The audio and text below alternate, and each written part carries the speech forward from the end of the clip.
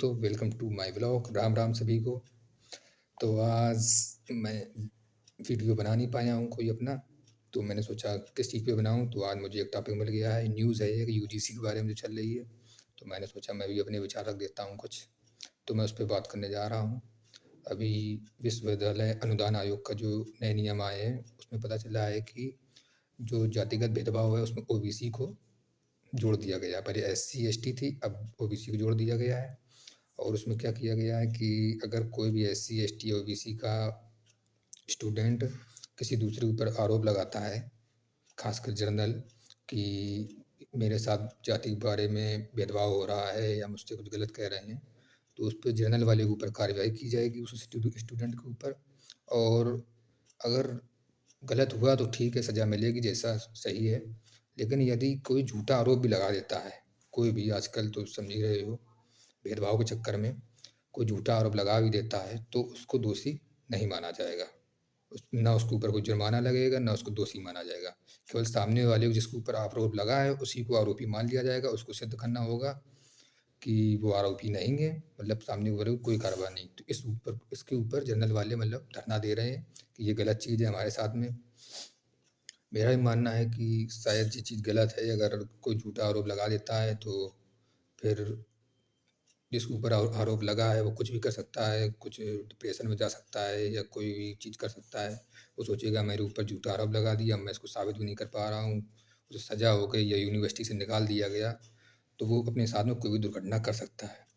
अब दिक्कत इस बात की है कि सरकार पता नहीं क्यों जो भी नियम ला रही है उसमें धर्म, जाति ये सब ज़रूर जुड़े हुए हैं। जब यूजीसी पर आई थी तो एक ख़्याल होना चाहिए कि हाँ, ये सब स्टूडेंट है, सब एक नज़र में एक होने चाहिए, तो उसी प्रकार के नियम आने चाहिए। लेकिन नहीं, हर चीज़ मतलब जाति या धर्म उसमें ज़रूर जुड़ा होगा, तो जैसा इसमें भी जुड़ा हुआ है। और इसके बाद अगर ऐसे नियम आएँगे तो जनरल वाली जो कैटेगरी है वो तो स्टूडेंट अपने आप से अलग होने लगेंगे। ये भी तो हो सकता है कि वो कहेंगे जब हमारे साथ में ऐसा भेदभाव हो रहा है तो आप ओबीसी है, एससी है, एसटी है, ये अलग रहें और हमारी पढ़ाई अलग होगी। अब हम उनसे मतलब ही नहीं रखेंगे, तो ये तो और भी दिक्कत वाली बात हो जाएगी।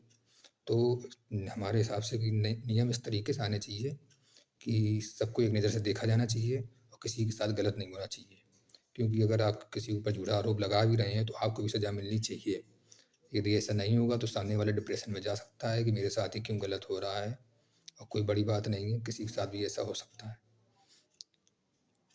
तो इसी के ऊपर धरना प्रदर्शन चल रहा है इस समय, और काफ़ी स्टूडेंट हैं जो जनरल के हैं वो काफ़ी धरना दे रहे हैं। कहीं-कहीं सुना धरना दे रहे थे तो पुलिस वालों उन्होंने उठाया है शायद, और लाठी से भी भगाया गया है उन्हें।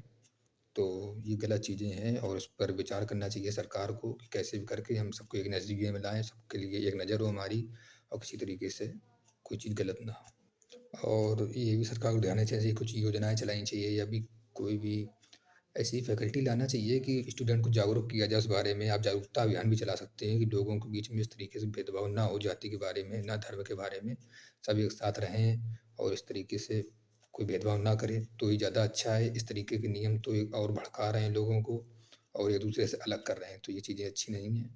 तो सरकार से सभी की अपील है, सभी स्टूडेंट की अपील है कि ये थोड़ा बदलाव किया जाए और अच्छे नियम लाए जाएँ। सभी को राम राम। Thank you.